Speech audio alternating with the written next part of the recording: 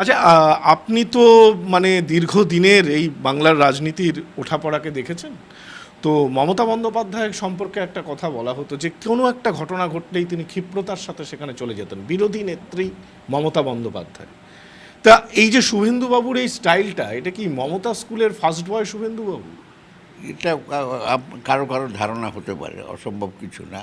তবে ওর যে যে যে বাড়িতে জন্মেছে তার এইটাই গতি হওয়া উচিত, এবং এই গতি আমার নামধাম অতটা আসেনি। তো আমি এই গতিতে পারিনি, অনেকটা এগোবার চেষ্টা করেছিলাম। যেমন কখনো আমার নাম বলা হয়নি, কলকাতার কোনো কোনো লিডারের নাম বলা হতো। এই জঙ্গলমহল টহল এগুলো কোনো আর কিছু নেই, থেকে কুচবিহার পর্যন্ত একবার নর্থ বেঙ্গলে আমি অনেক মুভ করেছি এবং এটা সাধ্যাতীতভাবে পরিশ্রম করেছি পার্টিকে শক্তিশালী করবার জন্য। সে একটা পিরিয়ড ছিল, তখনকার একটা আশা ভরসা, মানুষের চিন্তা নিয়ে আমরা এগোতাম। আর এখনকার যে অবস্থা দাঁড়িয়েছে, আমি সে সম্পর্কে কোনো মন্তব্য করতে রাজি নয়।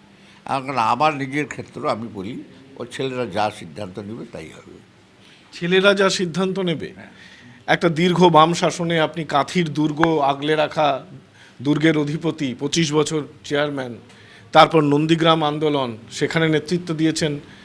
তা এখন তাঁর এহেন একজন রাজনীতিবিদের সিদ্ধান্ত ছেলেরা নেবে? হ্যাঁ, তা কোনো ঘটনা। ছেলেরা তো মানুষের সঙ্গে আছে, মানুষের কথা বলছে, যেটা মানুষ চাইছে।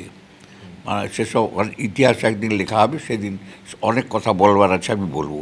কিন্তু আজকের দিনে ইট ইজ খুব হাই টাইম, ছেলেরা যা সিদ্ধান্ত নেবে সেইটাই আমার পরিবার করবে, আমি করব।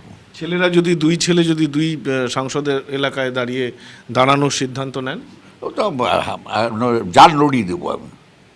আপনি প্রচারে আর সাটেললি, হোয়াই নট। মানে রাজনীতি থেকে আপনি বিদায় নিচ্ছেন? No, certainly not. আচ্ছা, একটা কথা বলি, অনেকে না এই সন্দেশখালির ঘটনা দেখে অনেকে বলছে যে এটা সিঙ্গুর, এটা নন্দীগ্রাম।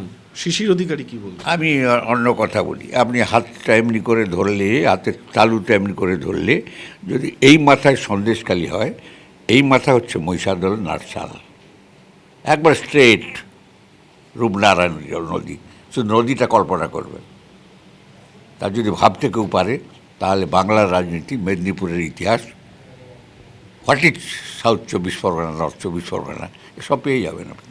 মানে আপনি কি বলছেন যে সন্দেশখালির ঘটনাটা বিচ্ছিন্নভাবে একটা ঘটনা নয়, এরকম ঘটনা আরো বহু জায়গায় চলছে, এবং যেটা এইখানকার একটা কতিপয় মেয়ের মুখ দিয়ে সাউন্ড হয়েছে, এটা বাংলার থরে থরে বহু পকেটে আছে। এ তো কাম, ক্রোধ, অর্থ, বল, এমন কিছু লোকের হাতে গিয়ে পড়ে গেছে।